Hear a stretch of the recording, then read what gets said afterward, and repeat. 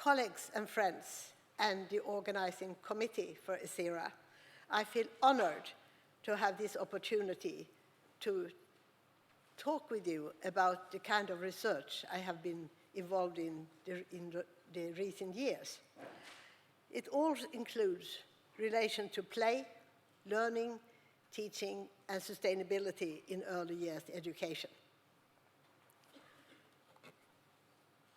But let me start with a quote of 4 and 5 years old children and the teacher.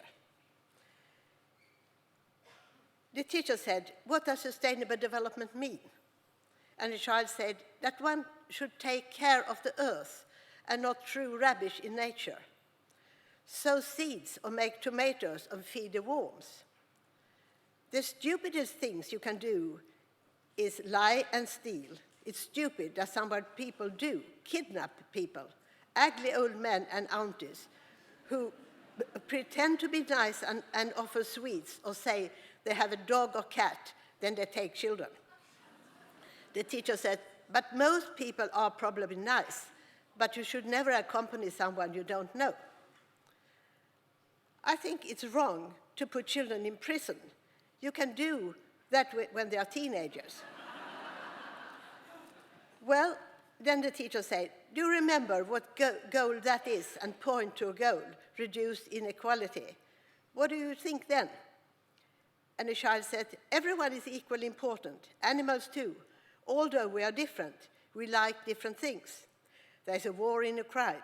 They are fighting for their country."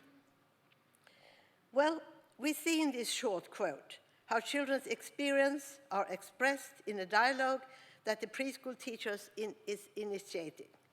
The children talk about caring for the earth and not throwing rubbish, planting tomato seeds, concrete action for sustainability, but also about values that are the basis for the entire sustainable development work. For example, how to behave, not lie, not kidnap children. Even war highlighted when talking about the big issues with children. And not the least, we see that when the teacher points to the global goal, reducing equality, one child connects that to equal values for everyone, animals as well as people. Children's voices, thoughts, or ideas, whatever you choose to call them, are interwoven with the experience that adults have created and the pedagogy that is used to grasp how children experience issues of sustainability.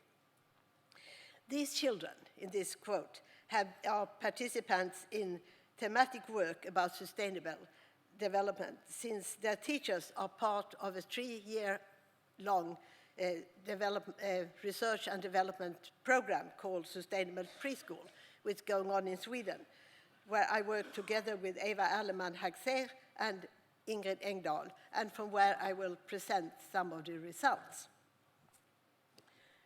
But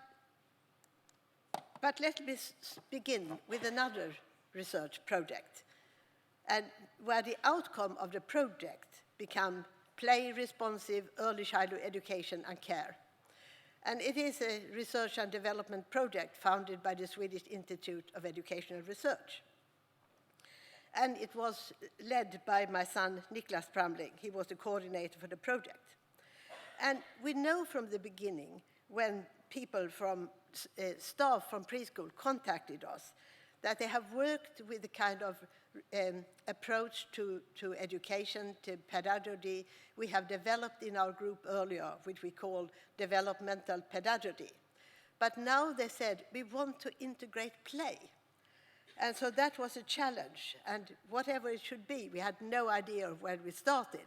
But of course, they thought that we knew what it should be like. So that was a question from the beginning. How do you deal with practitioners when they think that we have the answer already before we do the research? But looking into play, and we often take that for granted. What is play? Camilla Björklund and I did a meta-study of our earlier research in our research group in Gothenburg, and looked at how have we dealt with play during all these years. And we found 3 different steps. From the beginning, I could say that we have taken play for granted. I mean, I can say in the text that we have written about what children have done and how they have played and so on, but never problematized it, never actually connected to learning. It was there as a taken for granted that that is part of early childhood education. At the next level, where we found in our research, was that we prescribed play into the child's acting, the playing, learning child, united and integrated by the child, which meant that we said that the teachers have to think about what does it mean if the child is a playing, learning child and not separate play and learning. Of course, we shouldn't separate it either in preschool. We need to use the whole day in a way to meet the child. And the third way we found in our research was that we saw it as a question of communication between the teacher and children, not the least how the teacher and children could go between fantasy and reality. Going back to this research project about play-responsive early childhood education and care, the task for the teachers that the researchers gave them was that they should video record their own practice when they tried to be part of children's play. And you could say they continued for 2 years, and we had once a month they came to the university and we jointly analyzed their films. It was really a challenge for many of the teachers to be part of children's play without destroying the play. But they become very skilled, and actually one of the results in the end was that in many of these preschools, children came to the teacher and asked them if they couldn't come and be part of their play. And I think that is a really good result of trying to be part of children's play. Well, but we also saw in this analysis of the films what were the problem the teachers had. And it became that there were certain notions that become very central that we then gave small inputs about and the teachers have to work with. And these notions were, for example, intersubjectivity, which was something that they were not really clear about what it meant in practice. Narration, narratives, how they could narrate the play situation was another notion that we worked a lot with. And meta-communication, how they could talk about what they were doing and acting. And after this, we could say that if we look at how we can understand and organize for teaching in preschool responsible to play, that was what we were struggling with in our research project. And of course, that has to do with how do we look at teaching? What is teaching in preschool? And the way we have used to talk about it in our research group is that it is the art of pointing something out to someone. That is what the teacher can do. They can help the child to become aware, to be interesting, and then it's a question of meaning and communication in interaction as a negotiating of meaning with the child. And if we look at this point, we could say that one of the point to understand teaching in terms of play responsiveness and working from this in the activity is to enable children to participate in common activities in different ways, with different experience and different resources. They do not need to know how it is, but can also participate in terms of as if, and thus become participants in joint activities where they also learn established knowledge about as is. So it is about as if, fantasy, and it's about as is, culturally established knowledge. And with this, I mean going between as if and as is. I think many of you may be familiar with the book Affy Atkins. The whole books about Affy is that he's living in the reality, but he's going forward and back to the fantasy. But also an example could be from the project when they worked, the teacher have introduced to children to play shop. And what happened was that, for example, the teacher had already printed logotypes from the internet that could be different kind of goods for the shopping. And you could say that when the teacher had printed that and cut it out, it's representative for it is reality, the logotypes. But in the play, these logotypes are used as if they are different gods. Children have to manage as is the logotypes in the role of a customer as if. And in that play also, for example, the teachers introduced and said, maybe we should do shopping lists. And children were on the road. Yes, of course, they want to do shopping lists. And you could say that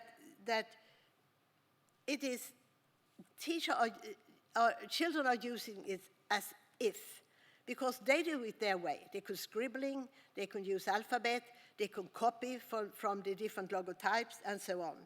Children act with shopping list as is in the role of customer as if. So that's how they go, forward and back all the time. Well, if we look at the second point, it is that play responsiveness is a communicative perspective, and where communication is understood as a tension field between striving for and from a consensus into subjectivity, and at the same time to communication is driven and developed by differences in perspective, ways of understanding, alterity. Children can play, for example, family, and the teacher, if she is part of it, can say, now we can pretend that we went to the beach, and the whole thematic work changed direction. It could be a child saying, now we pretend that we go to the beach, and children can respond in different ways. They can go along with it, or they can say, no, you can go to the beach, we want to continue with this. But that is the tension all the time about intersubjectivity and the alternity in play. And the third point is that responsiveness is more than just listening to children. It also does not mean following every suggestion, which should be impossible. However, it means responding so that children see that their contribution counts. But then there is a negotiation between the participants on how to proceed with the joint activity. Well, the teachers in the Sustainable Preschool program have been involved in lectures about play-responsive teaching. And many of them tell us how much they appreciate it, although we have no evidence of whatever their practice is or not in every task we gave them during these 3 years. But let's go back to sustainability. In this project about sustainable preschools, we as researchers have given the teachers different tasks. And one task is that teachers should carry out book talks about sustainability. And the teachers should choose themselves books and did the conversation in most cases individually, but some did it in smaller groups of children. The teachers recorded and transcribed the text and uploaded it on our safe box. If we look at, altogether we got 157 book talks, and they are, of course, in very different quality and quantity, from 11 lines to 16 pages.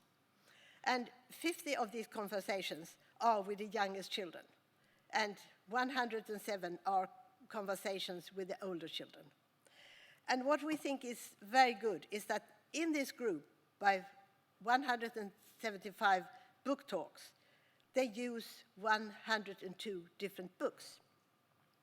And we will see that number of books where teachers use after 2.5 years in the program, that they have understood that they can use any book and relate communication to sustainable development.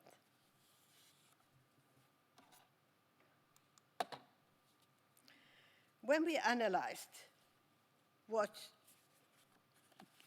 the content was of what is talked about in the books, we can see it as three different categories or thematic work. It was about relations between humans.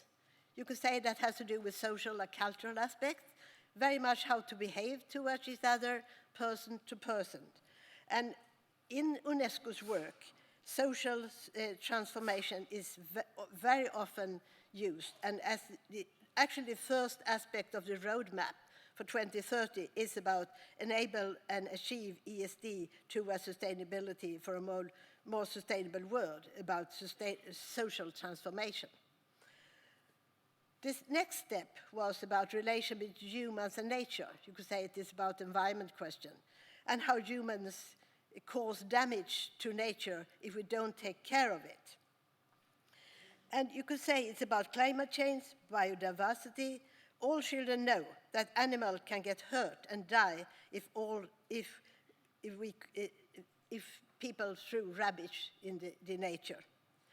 And the third step is about relation between humans and the surrounding world.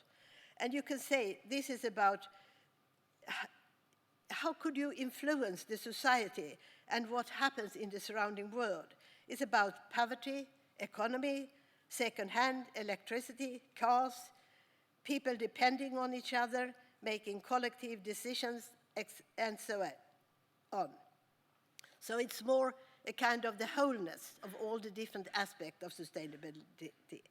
I will not go deeper into this now, since we are going to talk about this in the symposia we have about the Sustainable Preschool later today.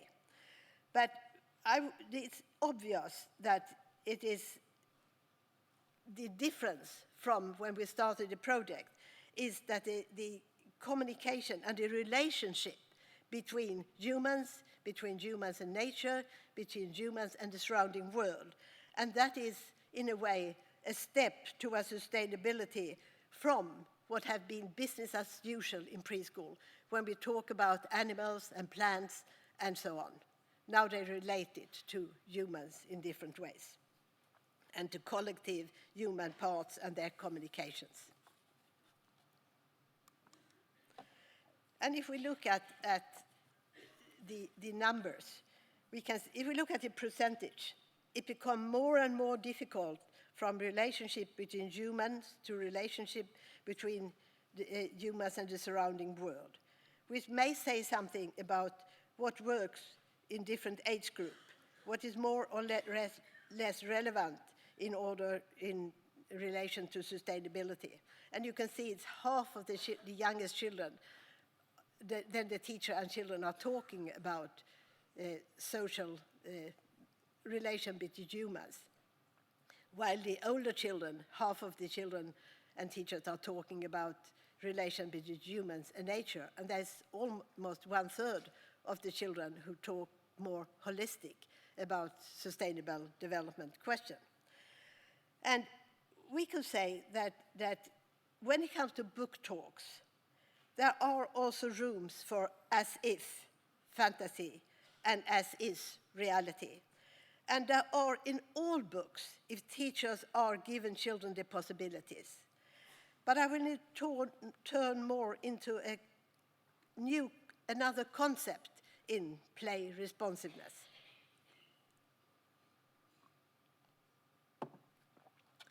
And that is the notion of what if. Part of play responsiveness, one of our colleagues, Maria Magnusson, was focused her follow-up study of this play responsive learning and teaching on literacy in preschool classes, trying to bridge the teaching gap between preschool and primary school by getting teachers to engage children in what-if mode and how children respond to this. And I will come back to you can say that what if is a question of a change is taking place and something which is necessary for working to a sustainable world. And you could see this as an opposite to reflecting, because we often talk about it's important to reflect together with children. And it is, but then we look backwards as if we look forwards. But if we look at conceptualization of what-if thinking, which I would say is close to Anna Kraft's possibility thinking, but not exactly the same. In terms of play-responsive early childhood education and care, a theoretization of play and imagination integrated teaching, what if continues a third mode of thinking, as is culturally established knowledge, and as if taking someone in a way that are counter to if they are ordinarily understood, where a shift is from as if, as is to as if, indicates transforming something into play. While as if and what if, in a sense, are similar in both implying a transformation of the mundane as is, they also differ.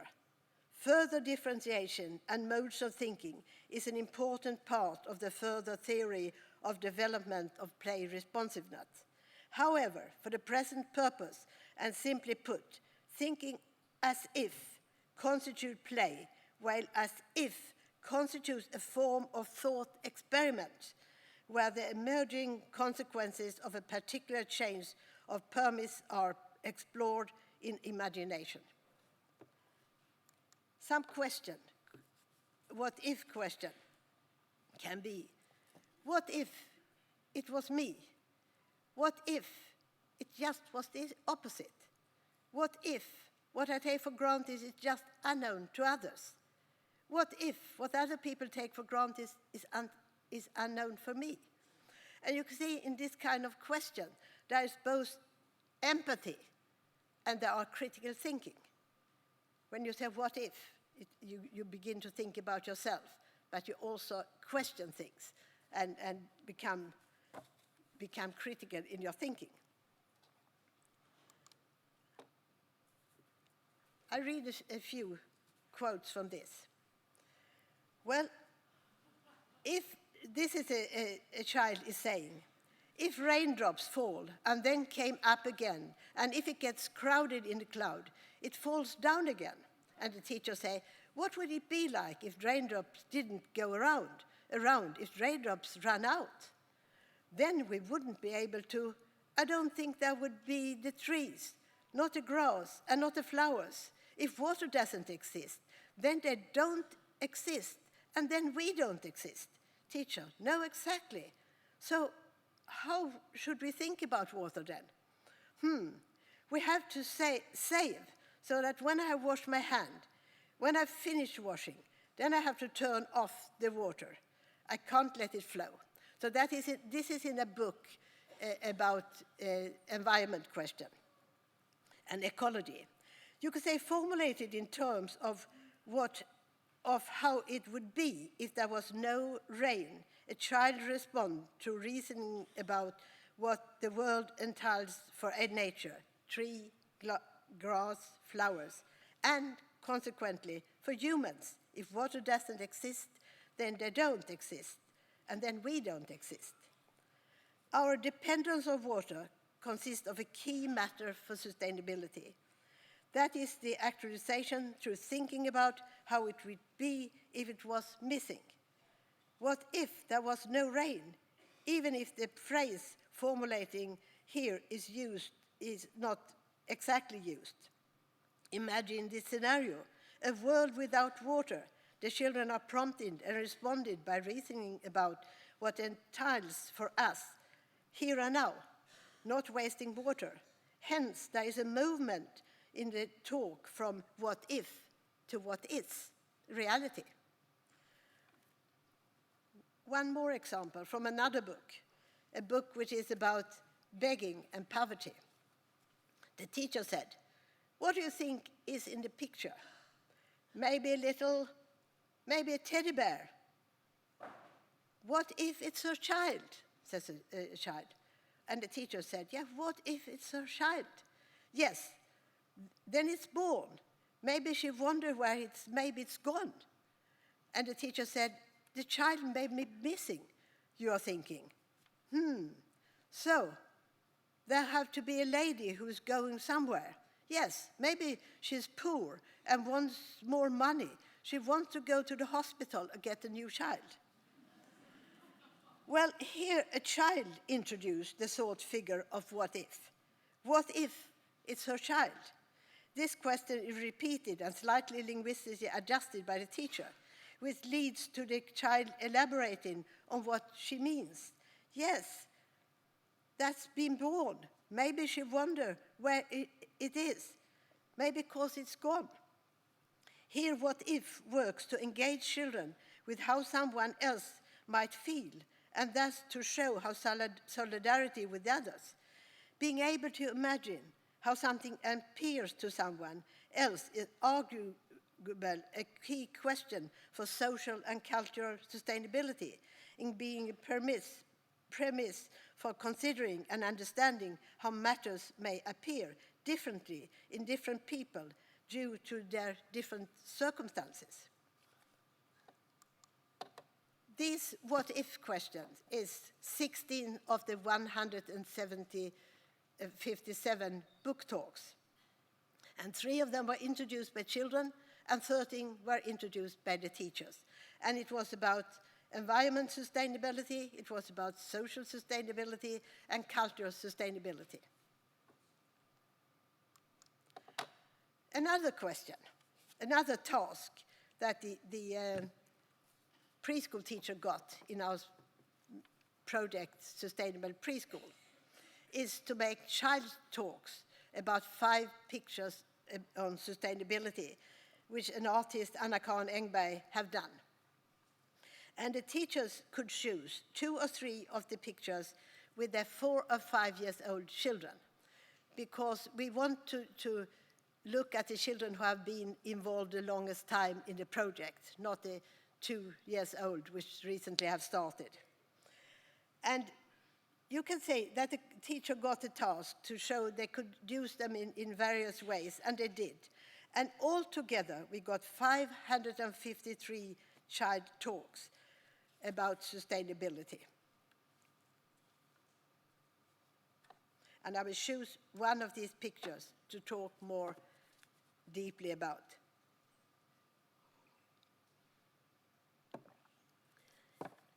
The teacher asked children, what do you see in the picture? Everyone says that children are playing, and the idea behind is there are so many ideas about what they are playing. They are suggesting aeroplane, space rocket, boat, hide and seek, watching TV, bus, etc. A small funny comment regarding sustainability is a child saying, the children reuse the cardboard for their play. And the notion of reuse is often used in sustainability question. And I will bet that not a single child who haven't been involved in discussion about sustainability will say this kind of sentence, that they reuse the cardboard for their play. Well, basically, everyone say that children are playing, and some children spontaneously start talking about the child sitting in the coach. And if they don't, the preschool teacher asks why one child is sitting there.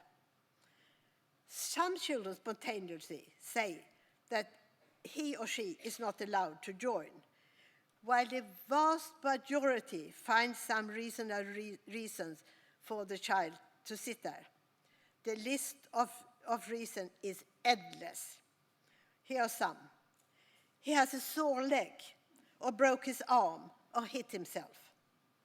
He just woke up, is tired, and sits and snuggles.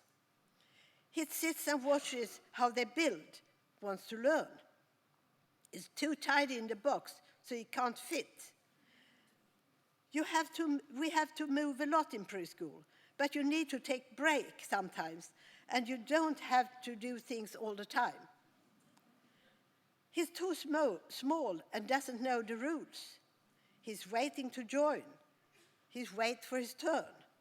He don't want to be part of it. And some children see as the child sitting there is within the play, even though he's sitting on the sofa. And the reason could be, I think it's a mobile home behind it, and he's jumping into it. The person sitting on the couch might be a map reader. They are playing cinema. He's in the play, perhaps a theater audience. Think he's within play, playing mother, father, child, and he rests on the sofa. He fell through the box and came out on the couch when they were playing. Well, in summary, the largest number of children do not see it as he is excluded.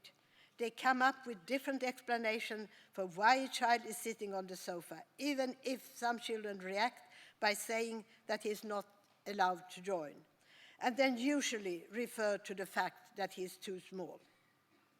When the preschool teacher asks how it feels to sit and not participate, however, the vast majority say it should be sad. Then they also have hundreds of suggestions for how he could ask to join the other children, or how he could ask the teachers to help him to come into the play. So what we can see is that children interpret everybody to be included in the largest extent and find concrete reasons why the child is sitting on the couch.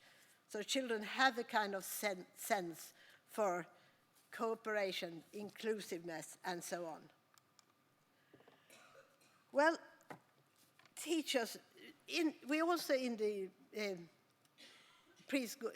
Sustainable Preschool project have a questionnaire, and there are also open questions. And one of these open questions are, describe how you can recognize and children change knowledge, or how children have learned something. And I should say that the result is showing that we do only need skilled early childhood education teachers and not a lot of evaluation program. They know what children have learned and how that knowledge have changed during the work. And one example the teacher is giving is, thanks to play responsive teaching, we see that children have agency, and their play and imagination have developed a lot, where they can negotiate with each other and interact thanks to regular play groups. The children speak in terms of being stewards of the planet and environment heroes, and they show how they want to understand that it is important to make good choices, and in turn communicate this to their parents, who in turn tell us as teachers how they have changed a lot of their behavior at home. Well, some highlights in play responsiveness. Well, children learn to play as if, and they learn new play. They could learn to develop different forms of play. And they learn also what goes outside play, what is, which not is play. And children gain increased repertoire of cultural tools and practices and facilitate agency. Children become agents of their own learning and life rather than being reduced to receivers of information and directions. And the play responsiveness make it possible for children to participate in different ways and thereby facilitate social justice in early childhood. But there is a notion which I've been thinking of in the last analysis of our data, and that is about participation. And sometimes I wonder if it is because everybody is talking about how important it is when we talk about sustainability and children's participation. But what should children be participating in? Do we take a lot of participation for granted when we talk about it? I think we have to reflect on what does it really mean to participate for young children. There are strategies for play-responsive teaching, which is about creating space for children to become co-creator. The teacher can take the role of someone who talks within the role, talk and act as a character.